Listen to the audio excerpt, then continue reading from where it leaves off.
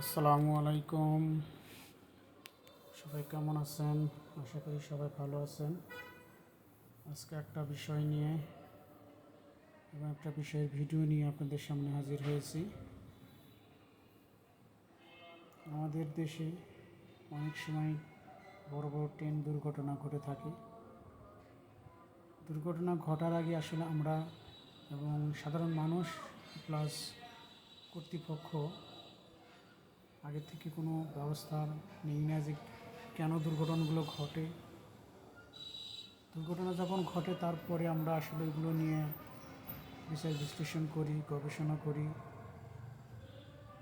আমি এখন দাঁড়িয়ে আছি টঙ্গী ব্রিজের পরে থেকে উত্তরা পর্যন্ত রেল লাইনে। আমি প্রতিনিয়তই রেল লাইন দিয়ে হাঁটাহাঁটি করি, যদিও এই হাঁটাহাঁটি করাটা উচিত নয়। রেল লাইন বিপজ্জনক হাঁটাচলা করার জন্য। তারপরও বিশেষ বিশেষ ক্ষেত্রে হাঁটি। তো হাঁটতে যে বিষয়টা সচরাচর আমার দৃষ্টিগোচর হয়েছে, এবং শুধু আমার না, সাধারণ মানুষের নিয়ে অনেক সময় অনেক কথা বলে।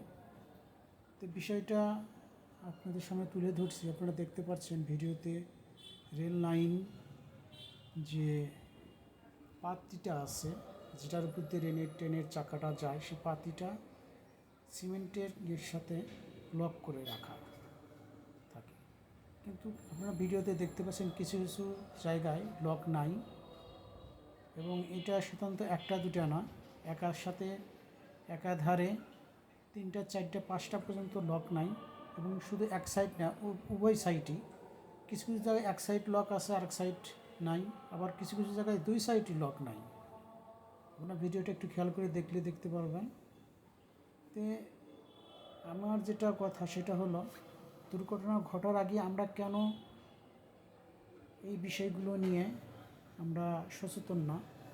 তো আজকে ভিডিওটা করার মূল উদ্দেশ্য হলো বিষয়টা নিয়ে আমরা যেন একটু সচেতন হই, এবং যথাযথ কর্তৃপক্ষের দৃষ্টি আকর্ষণ করছি বিষয়টা সুনজর নিয়ে এবং আমলে নিয়ে যেন যথাযথ ব্যবস্থা নিয়ে এটা দ্রুত এই লকটা লাগিয়ে বড় ধরনের দুর্ঘটনার হাত থেকে যেন আমরা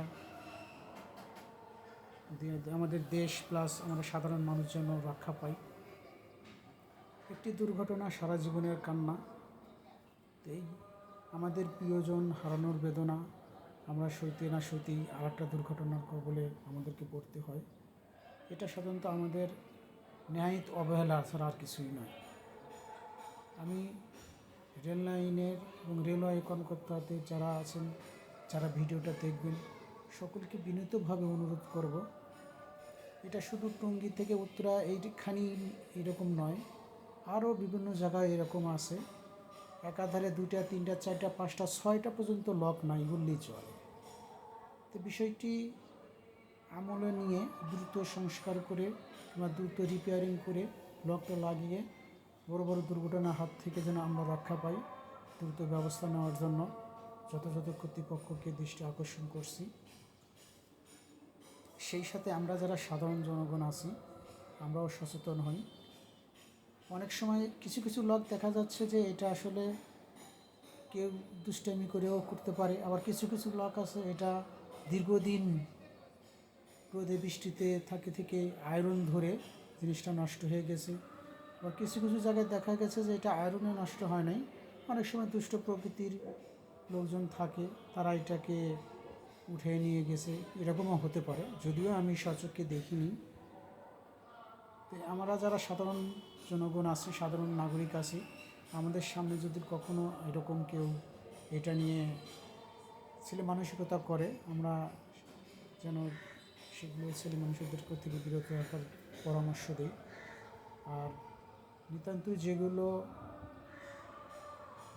আয়রন ধরে নষ্ট হয়ে গেছে, এটা হতেই পারে, যেহেতু যে রেল লাইনটা খোলামেলা, সেই দৃষ্টিকোণ থেকে যথাযথ কর্তৃপক্ষ এটা একটু ভিজিটের মাধ্যমে সাপ্তাহিক, মাসিক কিংবা মাসিক কিংবা 6 মাস পর পর একটা নির্দিষ্ট টাইম পার হওয়ার পর একটু রেল লাইনগুলো ভিজিট করে এই সমস্ত জায়গা শনাক্তন করে ফাইন্ডিং করে যদি এটা আমরা সরাসরি রিপেয়ারিংয়ের ব্যবস্থা করতে পারি, আমার মনে হয় এটা অনেক ভালো হয়। এবং বড় বড় দুর্ঘটনার হাত থেকে আমাদের দেশের সম্পদ, আমাদের প্রিয় জনদের দুর্ঘটনার হাত থেকে আমরা রক্ষা করতে পারি। সবাইকে ধন্যবাদ ভিডিওটি দেখার জন্য।